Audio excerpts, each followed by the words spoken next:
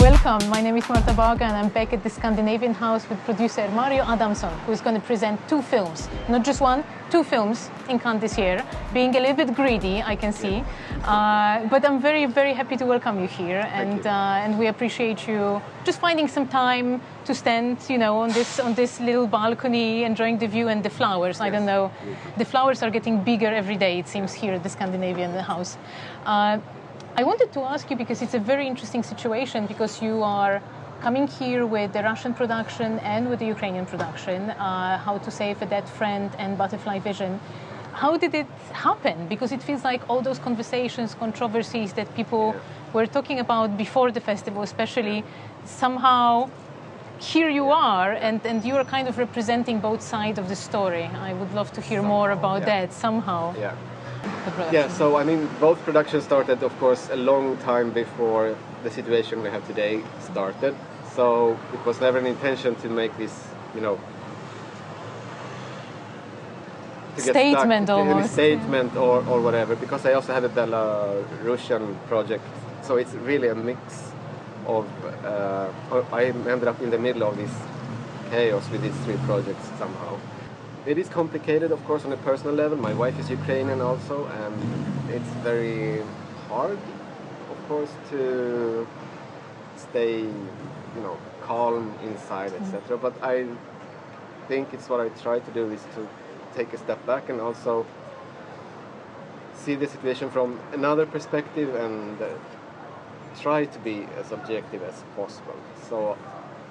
So are you a little bit worried because you're coming to Cannes with two very different projects from countries that are at war and been at war for a long while, with Butterfly Vision, Ukrainian production, and How to Save a Dead Friend, which is a Russian story. How do you feel about that and being here at this moment? On a personal level, I think it's it's always complicated, and it's very easy to, you know, fall into these discussions about what is right, what is wrong, about boycott or not. When should we have freedom of expression, when shouldn't we? So I think, even if I agree at heart with what every Ukrainian feel and think, I also think it's really dangerous to just go in and use the same kind of arguments as other totalitarian systems have. Like, it's like you shouldn't exist as a country, for example. If we go in and just cut everything, it's like we have lost the war against these forces for me. So I think it's important to be able to still talk about both sides. And of course you need to understand, okay, what message do you have? Why do you make this film? But I don't feel that both these films kind of compete in a way. I think they both tell something about the situation we have today, but from different angles. One is from the inside, from people living the Russian society, who is kind of stuck in there and don't have the possibilities to even talk about some topics. And I think all these kind of that's very much the case with How to Save a Dead Friend. How to Save a Dead Friend, very much. Where you show those topics that, they are not discussed, and people are very often just ashamed. They don't know whom to ask for help even. And that's the reason also it became a Swedish production, because we would never be able to finance it with any Russian support, just because of the mental health discussions that's in the film, about the drug abuses and all these things that's going on that are kind of very, very taboo in the society. And I have to say that I find it very interesting that you talk about countries that are not your own. And I'm wondering if it helps sometimes in a way. I know that your wife is Ukrainian, which makes things a little bit more personal in that particular case, but is it something that you actually appreciate? Because you can take a step back usually, even though you talk about things that are so painful. That's what I mean. Perhaps that's the reason I can step back and not be as emotional as I probably could have been. I'm half Greek, half Swedish, so I have, always been brought up in a way, watching on my own culture and the other culture from outside a little bit. So I guess that's also part of who I am. It's like, okay, I try to step back. I don't belong to anyone, but I belong to everyone as well. So I know the feeling.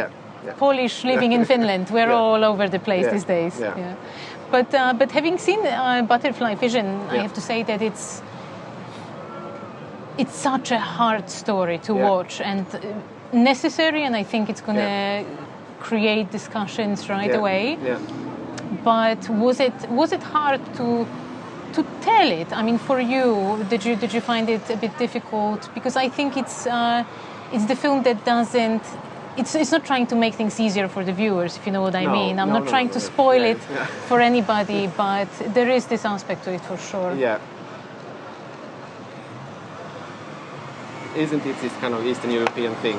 It's like, why make it easy? That's true. Yeah. That's true. We just we just like the punch in the face. Yeah, I think I mean that kind of mentality lies kind of close to me, but it's probably the Greek side. I don't know. Everything is kind of tragic and drama and things like that. But I met Maksim and the co-producers during Eurodoc 2019, and we really got along well. And I mean, we talked about back then, okay, we should continue to work together and how to do it. And then Maksim came with this idea, and I mean, the script was really interesting. I mean, it's also first-time director and first-time film, which I think one has to keep in mind. And I think it's a very good first-time film. And of course, there are always things, you know, we could have done a little there, but I've never met one filmmaker who would be 100% happy with their film, and doesn't matter if it wins Oscars or Palme d'Or. But now we're in Cannes, so... No, it's a wonderful thing, and there is a fantastic lead performance. I was also interested because it's also unusual to see war from the perspective of a woman. I think we haven't seen enough of that. And I think that's also the reason we came on board, and we managed also to engage the Swedish Film Institute early, that it is this... I mean, the crew, most of the crew, was just women, except for Maksim. And I mean, also being part of this tabor, who is this collective, which I really, really like, and the way of thinking, etc. I think it's a very collaborative film in that sense. I mean, I know how close the editor, the scriptwriter, and everyone work. So I think that's really important with films. And it feels to me, at least, I don't know what has happened now after Cannes, but that Maksim is very much, you know, not boasting or, you know, anything like that, but really trying to keep the team involved in it. So no, it's going to be wonderful for everybody. It's like to arrive here with the first film. I mean, it doesn't happen every day. No. But I'm glad you mentioned Tabor, because it's a very interesting way of collaborating that they have. And I was wondering, is it easy to enter inside of a group like that? And how do you usually collaborate with people? Does it have to be this instant chemistry, or do you take your time? I'm also asking because I noticed that in one old interview, I think you said that your motto was patience and time, which is exactly two things I do not have or possess. I'm curious if that's something that you bring when you decide to work with new people. Yeah, I guess. I mean, it has to be a gut feeling. That's a start. But often this gut feeling is just, you know, an emotion. It's like falling in love. It's like really sudden and all like this. And then you know, all the buts or troubles start to come up. So I think that's where you have to be kind of patient and give it time. I think for the projects I still have it. It's worse with my family. So because at work we're always on our best behavior, of course. But I mean, it's a group of people, and it's this. I worked closely with some of them. I haven't worked close with all of them. I mean, we also work in different projects with different roles, because the Belarusian project we have is also partly with Tabor people involved, and or it's Ukrainian, it's not Belarusian, but it's plays out in Belarus. Of course, it's been really hard now, also during the war, to have this, you know, daily contact. But I'm really happy we talked about this switching from sound to producer. If I would have been a sound person like today, I wouldn't have been able to help anyone in this situation where it's now. While as when everything happened, it's like there were people to call, organizing cars, you know, everything that was going on, getting people out of Ukraine. Yeah, you can make it happen. It's a wonderful feeling sometimes. So that's also great, something I was really, really happy of, to be able to feel as a producer. Okay, it's not just making films, it's something much bigger, and we can actually do our best at least to. Yeah, especially in this case, I think this year there's going to be Ukrainian Day at the Cannes Marché, May 21st. And I think many filmmakers said that it's important for them not to stop and for people to keep collaborating with them, not just abandon them and think that they are waiting it out, so to say. Yeah, no, it's really important, And you know, because I know that you have this love or special affection for documentaries, and Butterfly Vision is not a documentary. Did you try to bring a little bit of that reality, however painful, into the story? Was it something that you found in the script already? Because there is a realistic side to that film, and I think you can imagine so many stories like this happening, unfortunately. I really think that Tabor and Maksim and the team have been processing this script for a long time. I mean, the war has been going on for 8 years. So they have really been, meeting these stories for a long time, talking about and processing them. So I don't think this film is just a result of, let's write the script. It's a process of them being out there filming, having other productions, which had been affected by the war, and they filmed in this region and so on.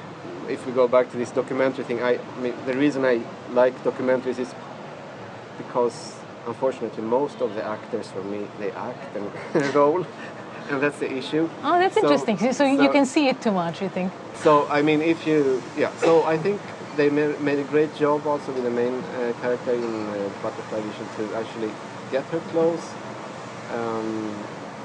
And about the collaboration, I think both Maksim and the team has been really, also listening to us co-producers, like, okay, what does work for you, what does not work? Because I think in the end, a lot of our feedback was kind of the things that made it one small bit better regarding, editing or sound, dubbing, changing, voices on some of the extras to real actors, etc. Because then it came that, okay, now I believe this soldier. Even if it's a simple scene, hand me over the passports, and you could hear, oh, this is. No, I think it's gonna hit the viewers here for sure. And I mean, whatever you did, it clearly worked, because look where we are. Yeah, but I mean, the biggest effort and work is by Tabor and Maksim. So and Daria, the producer, she's just. I only have good words to say. Yeah. No, it's congrats to the entire film, and I think it's going to be a very special moment for everybody here. If anybody has time to see Butterfly Vision and how to save that friend, maybe you can meet Mario over there as well. Thank you so much, and I hope to see you soon, because you're going to be busy. Yeah. You're going to be busy. That's all we know. That's all we want here at the Scandinavian House. We just want to be very busy. Thank you. See you soon.